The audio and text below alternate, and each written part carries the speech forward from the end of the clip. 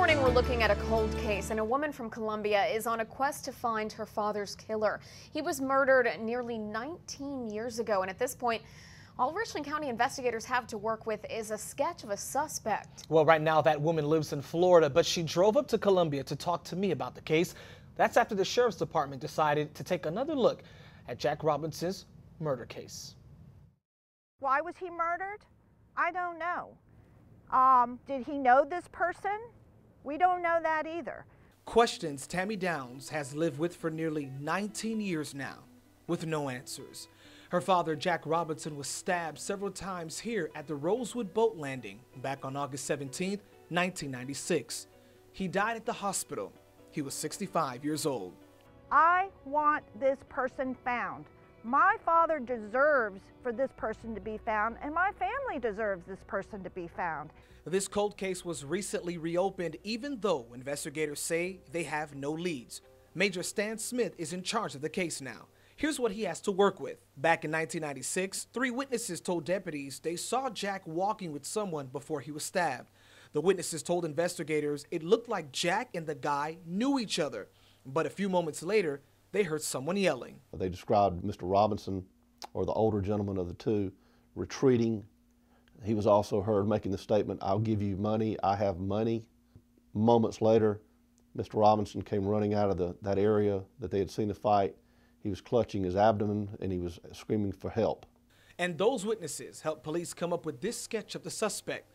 At the time of the murder, the suspect was described as a Hispanic male with olive complexion.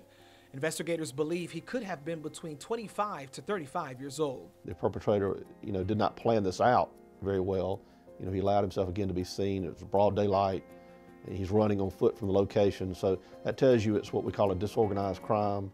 A crime police looked at Max Noten for. Well, they said that Max said that he killed my dad, and they charged him with the murder. Major Smith says Noten was wanted in a double murder that happened just 1 year after Robinson was killed.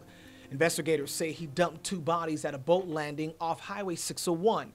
For police, it was worth looking at Noten because Robinson was also attacked at a boat landing. Ultimately, Noten wasn't their guy. Later, investigators thought they had another break after finding a knife in the Rosewood boat landing area, but testing showed it wasn't linked to the murder. Police began looking into Robinson's background, talking to people who knew him, and Tammy says her family was shocked by what deputies told them. He was murdered by his gay lover. Well, of course, all of us dropped our teeth because that was not something that none of us was prepared to hear. But Major Smith says, according to the file he's working with today, Robinson went to places that were known for gay activity. We were very careful. We don't want to disparage our victim in any way and his family, but that's what the investigation showed. Not so much that Jack Robinson was gay. We're not saying that. What Major Smith is saying is that the more they know about Robinson, the closer they could be to finding his killer. This is one of these type cases where you may know who this individual is and not realize that you have this information until something rings a bell for you. Until then, Tammy holds on to memories of her dad and prays for the day justice will be served.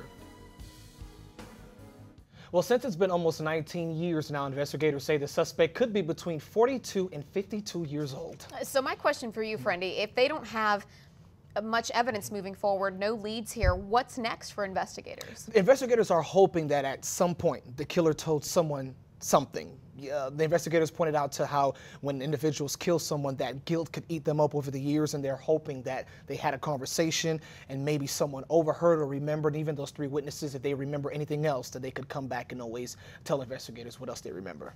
Okay. Thanks, Friendy.